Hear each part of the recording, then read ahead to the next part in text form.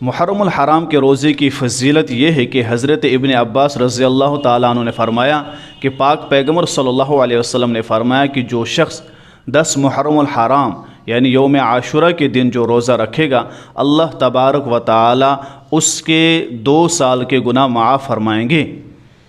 اور پاک پیغمبر صلی اللہ علیہ وسلم نے ساتھ میں یہ بھی فرمایا کہ جو محرم الحرام کے دن ایک روزہ رکھے گا، اللہ تبارک و تعالیٰ اس کے بدلے اس کو 1 مہینے کا ثواب عطا فرمائیں گے۔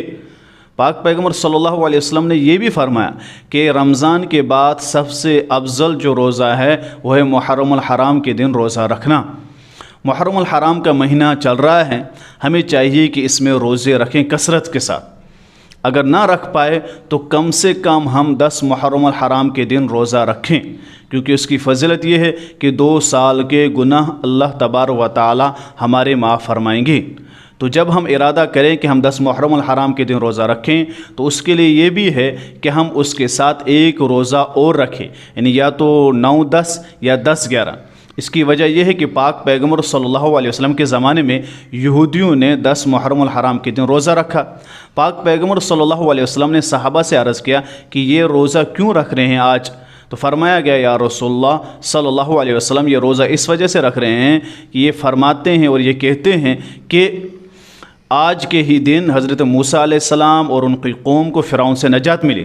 نبی پاک صلی اللہ علیہ وسلم نے فرمایا کہ ہم اس کے زیادہ حقدار ہیں، اور فرمایا کہ آپ بھی روزہ رکھیں، یعنی ہم بھی 10 محرم الحرام کے دن روزہ رکھیں گے، لیکن ہم یہودی کی مخالفت کریں گے۔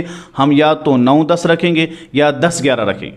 تو 9 یا 11 کو روزہ رکھنا مستحب ہے، اور کوئی شخص نہ رکھ پائے تو کوئی گناہ نہیں ہے، کم سے کم 10 محرم الحرام کے دن رکھے۔ لیکن مخالفت کی وجہ سے انسان کو چاہیے کہ 9-10 یا 10-11 یعنی یہودیوں کی مخالفت۔ اور اس میں یہ بھی یاد رکھیں کہ اس حدیث سے اور اس یعنی 9 اور 10 اور یا 10 یا 11 روزہ رکھنے سے ہمیں یہ بات بھی بتائی جا رہی ہے کہ روزہ یعنی عبادت میں بھی یہودیوں کی مخالفت کرنی ہے۔